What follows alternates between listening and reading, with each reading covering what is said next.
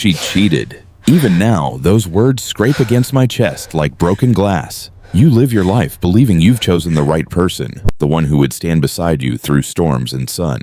You give them years of your love, your loyalty, your soul, and then, one night, it all comes undone. I found out the truth in the quietest, ugliest way. A phone buzzing on the nightstand, a name I didn't recognize, a message that read, "Same time tomorrow, last night was perfect." My stomach twisted. My head felt like it was on fire. I didn't scream. I didn't rage. I just looked at her lying beside me, sleeping peacefully, like the betrayal wasn't eating me alive. I couldn't stay there. I couldn't breathe in that room anymore. I grabbed my keys, slipped on a jacket, and walked out without a word. My car became my refuge, cold, cramped, unforgiving, but at least it was mine. At least the air didn't reek of lies. That night, I parked in a dark lot near the edge of town. The seat leaned back as far as it could go, but my body was tense, knotted with hurt. My chest kept rising and falling too fast. My hands shook against the steering wheel. Every memory of our life together came crashing in. Her laugh at our wedding, the way she'd grab my hand in public, the promises she'd made. All of it felt fake now. A performance. I told myself I'd just close my eyes, just for an hour, but the silence was unbearable. My mind screamed in the quiet, and just as my lids grew heavy, there was a sharp sound. Knock, knock.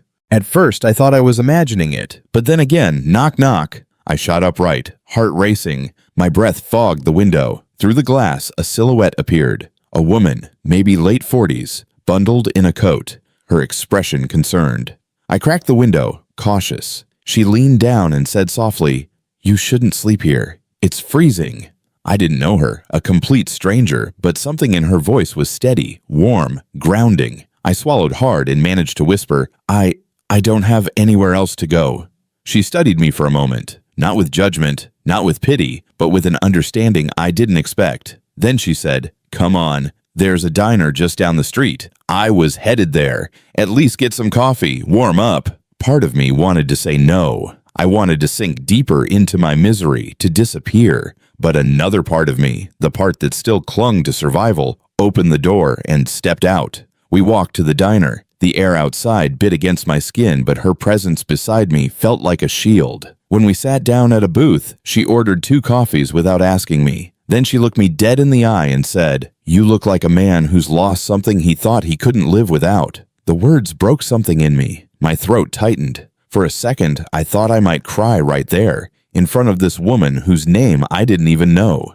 And maybe she saw it, because she reached across the table, placed her hand lightly on mine, and said, "It won't kill you, not if you don't let it." Her name was Evelyn. She told me she'd been through her own kind of heartbreak years ago. A husband who walked out after 20 years, leaving her with 2 kids and a mountain of bills. She said she knew what it felt like to lose your sense of worth, to question if you'd ever matter to anyone again. And that night, as the hours slipped by, she listened, really listened. I told her everything, how I found the messages, how my wife didn't even apologize, how she just admitted she didn't love me anymore, how small that made me feel, how disposable. Evelyn didn't interrupt. She didn't offer cliches. She just nodded, her eyes steady, reminding me with every glance that I was still human, still seen.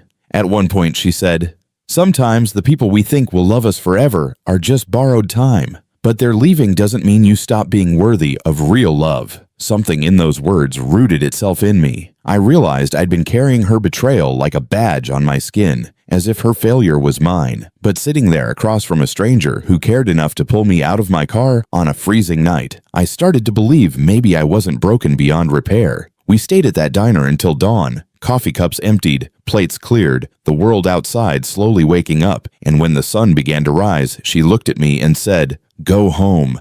Not to her, to yourself. Start there.